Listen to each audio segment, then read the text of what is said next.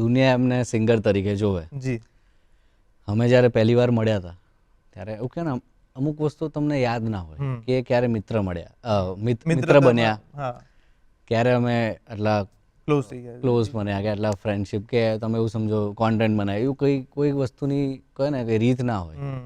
મારા નાના એવું કહેતા કે તમે દરેક વસ્તુ લઈને આવો છો, ડિસાઈડ કરીને આવો છો જીવનમાં.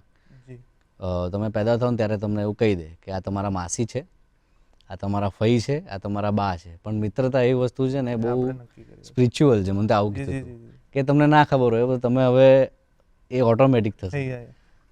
કોન્ટેન્ટમાં તો એવું હતું કે અમે લોકો બહુ મતલબ મસ્તી ઓલરેડી પહેલેથી બહુ વાતમાં કરેલી.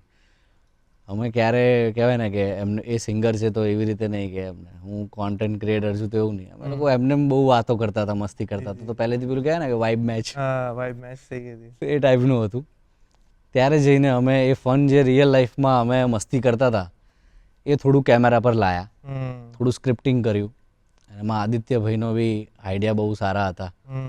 અને પછી એમાં કેવું એક તો એક સિંગર બી છે, મસ્તી ભરે રિયલ લાઈફમાં ગમે તે કરતા. આપણે કે એમની મર્યાદા પણ રાખવું જોઈએ, મિત્રતા ભલે બધી. તો અમે એવી રીતે કોન્ટેન્ટ લખ્યો અને ધીરે ધીરે એ સારા ગયા.